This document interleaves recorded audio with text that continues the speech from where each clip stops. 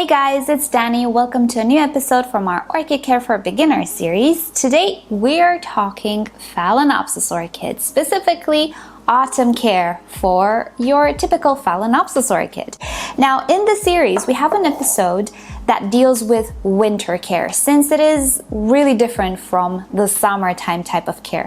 But I thought, wait, fall is actually potentially a much more important season for Phalaenopsis orchids than winter. So definitely it deserves a video, because guess what? Autumn is spike season, and last I checked, here in the Northern Hemisphere, October is autumn.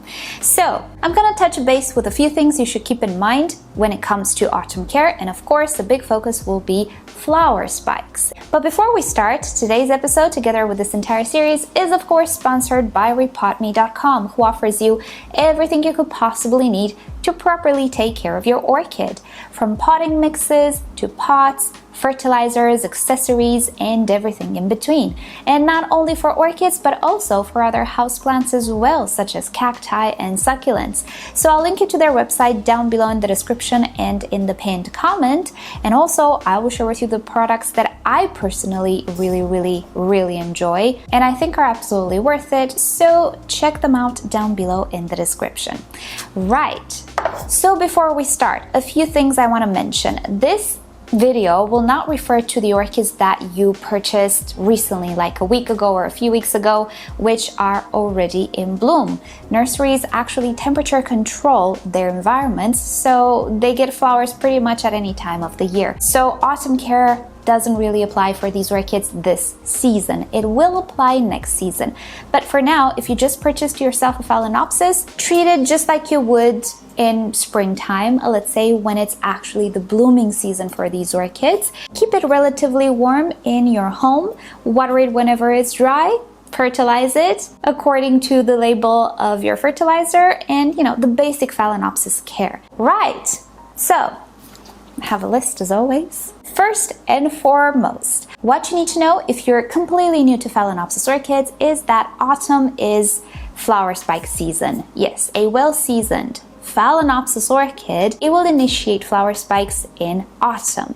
Why? Because generally in autumn, in many environments and climates around the world, we experience a cooler temperature overall, which tells Phalaenopsis orchids it is time to produce flower spikes because summer is over. Now when I say cool down, I don't mean really cold weather. A cool down to maximum 17-18 degrees Celsius is enough to initiate some flower spikes. Now I will express temperature in Celsius because that's what I'm educated with.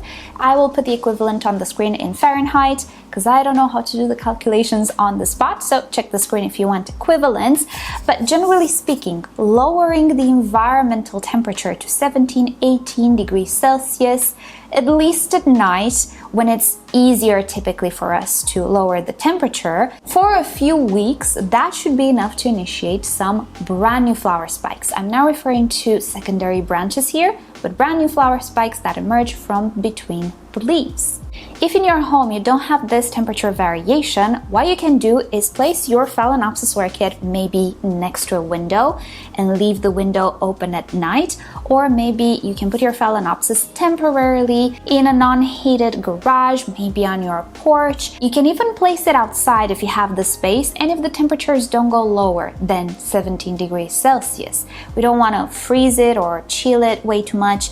We just want to make a difference between summer and autumn, because in their natural habitat, the ancestors of these orchids do experience a little bit of a change in temperature for a little while. Even though they come from very warm environments, they grow at certain elevations which do have a little bit of a temperature variance. So that's what we're trying to imitate. We don't want to freeze them, in no way. And definitely do not go lower with the temperature than 15 degrees Celsius. So you can provide these temperatures either all day long if you can, but if you cannot, and typically, as I was saying, it's easier to provide a cool down at night, then providing this cool temperature at night only should initiate flower spikes. That's what I do. I've been doing for more than a decade. Typically in the daytime, my grow space goes up in temperature to maybe 25, 26 degrees Celsius, but at night I have all of my windows open anyway, and the temperature outside goes down. Thus, the temperature in this room goes down. So that's how I get flower spikes. So it's not important to have the temperature all day long, but at least at night. And it's much easier for us. Now, when exactly this temperature variation should be provided doesn't matter all that much. For example, when I was living in a temperate climate, this temperature naturally arrived in September. So I would start to get brand new flower spikes in September. But here where I am, in a much warmer environment, the temperature drop happens in November or December. So that's when I get flower spikes. It's okay, it doesn't matter. As long as you can provide that little bit of a variation, somewhere in autumn, maybe beginning of winter even, that is okay. And before we move on to the second point, if you don't have a climate or environment which helps you out with this temperature variation, then you might actually have some issues reblooming some of your Phalaenopsis. Some of you guys will have issues, some of you will not, depends on the type of hybrid. Don't worry, if you are not able to rebloom a typical flower shop Phalaenopsis, look into the polychylous type of Phalaenopsis, which are not really available in flower shops, but they're available in plant orchid nurseries actually. They are fragrant, they smell beautiful, and they love warmth. They bloom all year round in warm climates. So I'll link you to a video that I made about them down below. Definitely check those. I don't think you'll be disappointed. And don't feel sad if you cannot rebloom the typical Phalaenopsis that you find in flower shops. It does happen. There are some of us who just don't have the proper climate for them. Right, so let's presume that you did the cool down situation and it worked out. You already see the flower spikes. How should the flower spikes look like? Well, they are much thinner and pointier or sharper, let's say, than roots are, and they will sprout typically 2 leaves below the top of your orchid as you look at it from one side. So let's take a different example. This one is already in bloom. It's a new Phalaenopsis, this one. I didn't rebloom it. Well, what do you know? I picked a Phalaenopsis that actually has a flower spike. And it's not gonna prove my point, but anyway. So typically new flower spikes emerge after the second leaf down. So 1, 2, and this is where a new flower spike can emerge from. But it's not a rule. If there is space, it can emerge from even lower than that. It will typically not emerge from under the first leaf. So from here, it's not gonna do that unless, there is a problem, the flower spike made its way through the stem. But generally speaking, flower spikes don't really emerge from below the first leaf. So 1, 2, if there is space lower than that, 3, and what do you know? I actually do have space lower than that, and I have a flower spike emerging from here. Now, when you see the flower spike starting to grow, you can consider the cool down done. You do not need to cool down your orchid necessarily anymore. If your orchid is doing just fine and the temperatures are not very low, and they will not be very low for the next month or so, you can leave your orchid where it is, no problem. The more time it has with low temperatures, the more potential flower spikes it can actually produce if it has space. But also, there's no problem if you will bring it back to your home. The flower spike will not stop growing if conditions get a little bit warmer. I would not keep the orchid in very high temperatures over 28, let's say, degrees Celsius, because there is a chance with some individuals, not all of them, depends on the complexity of your hybrid. Some individuals might abort the flower spike and they will start to produce roots and leaves more vigorously, like in the summertime. But 28 degrees is quite high, right? So probably in your home you will have 23, 24 degrees Celsius. That is perfectly fine. You can keep your orchid in that temperature, and don't worry, the flower spike will continue to grow. And sometime in spring or at the end of winter, it will start to produce flowers as well. Flower spikes take 2 months or so to develop.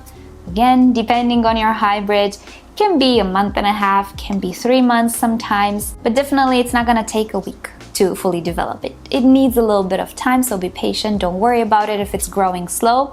What's important is that it continues to grow. And in this time, the orchid should be treated again like normal. You should give it proper amounts of light, you should water it whenever it is dry, and you should also provide fertilizer. I personally never stop fertilizing my Phalaenopsis orchids, even if they do not grow vegetatively anymore.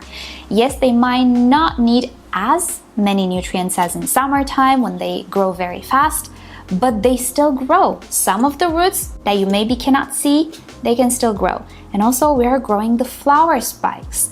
Also, sometimes it happens that they will still grow a little bit one of their leaves slowly. So yes, they do still need nutrients. The fact that maybe you're gonna water less frequent than in summer due to the lower temperatures will mitigate the lower amount of nutrients required, you know, so it kind of balances out. And also I personally fertilize Phalaenopsis when they're in bloom as well. Nothing bad will happen. You will not lose the buds, you will not lose the flowers. If you lose them, probably there are other reasons for that happening, and I do have a video about it. I'll put it somewhere on the screen. Check it down below if you're interested in why buds and flowers fall. Fertilizer used correctly is not one of the causes. So during the time your flower spike will grow, you can just treat this orchid normally. It is not dormant. Phalaenopsis orchids do not take dormancies, not even after they lose their flowers. They are continuous growers, and apart from that little bit of a cool down to initiate flower spikes, they should be kept generally warm. They are warm growing orchids. Right, so the flower spike will continuously grow. During this time, you can opt to stake the flower spike or shape it. I have an entire video about it if you want to give it a look. You can just let it be as long as you make sure the orchid doesn't tip over. Flower spikes can get quite long and quite heavy, so they can tip over the entire orchid. Make sure you stabilize it somehow, and make sure you don't brush your clothes or yourself against the flower spike because they are fragile, they break. Make sure that maybe children or pets don't really have access to it, because it's so frustrating to have an orchid for a year, care for it for a year, and then when it's blooming or about to bloom, you're gonna lose the flower spike. It's very frustrating. Don't worry though, typically the flower spike will produce secondary branches if it's broken from above a node or it has a few nodes already. Don't cut it if it's broken. Just let it be and see what the orchid decides. You don't necessarily know how it's broken, where it's broken from, so no need to cut it. Let it be. It might produce a branch on that flower spike. Now, one thing you should be mindful of in autumn, generally speaking, is watering. Sometimes you might discover that your orchid will need a little bit less frequent watering because the water just doesn't evaporate maybe as fast as summertime. This will depend on the ambiental temperature and conditions in your home. Each and every one of us has a different home. Maybe in your home you're gonna experience very dry air due to maybe some heaters starting to run. That could mean that your orchid pot might dry out even faster. But if you're not using heaters, generally speaking, the pot can dry slower than in summer due to the lower temperatures. So just keep an eye on your orchid and see how it behaves in your environment. There is no general rule that we can apply to everybody because we just have such different environments and such different preferences for our homes. So be mindful that things might change in regards to how they were in the summertime. Be careful not to water very frequently, more frequently than you should. And also be careful that you don't let your orchid become dehydrated, because that can affect the flower spike and its development. And even though Phalaenopsis don't generally give up their flower spikes if they become a little dehydrated, they're robust, they're tough cookies. So they most probably will not abort the flower spike. You can actually have a shorter flower spike or maybe not as many flowers as you should have. So just make sure that you water it correctly. Also make sure, as I was saying, that it receives enough light. You don't have to keep it in the dark. And also, I forgot to mention, while you're trying to initiate the flower spike, don't keep your orchid in the dark. The darkness is not what initiates flower spikes, it's just the temperature. Keep your orchid in adequate amounts of light. It needs to photosynthesize and produce food for itself. There's no point for the fertilizer we add if the orchid cannot utilize it in photosynthesis and other processes like respiration and stuff that support its life. So give it light, give it adequate watering and adequate nutrients as per usual, and be mindful to take care of that flower spike as it grows. And pretty much that is the whole autumn care that you should know about. It's not complicated, really. You don't have to do anything special. Just pay attention to stuff. That's all. And then the flowers will probably last all the way through summertime, when the orchid will start to grow vegetatively, meaning leaves and roots. But as you can see, autumn is a very exciting season. If you are in the southern hemisphere, I think it's spring at the time that I'm filming this and publishing this. So take this video for when autumn arrives in your region. But if you're in the northern hemisphere, at this moment, and you have some Phalaenopsis you purchased last year, you should start seeing some flower spikes if you did that cool down correctly. And it's always such an exciting season. I did not know I had a flower spike growing. And that's the thing. Because these are such complex hybrids, some will start to spike faster than others. Some will not need to go down to 18 or 17 degrees Celsius. They will do okay with 20 degrees Celsius or 21. I actually had 21 degrees Celsius at night lately, and it was enough for this orchid.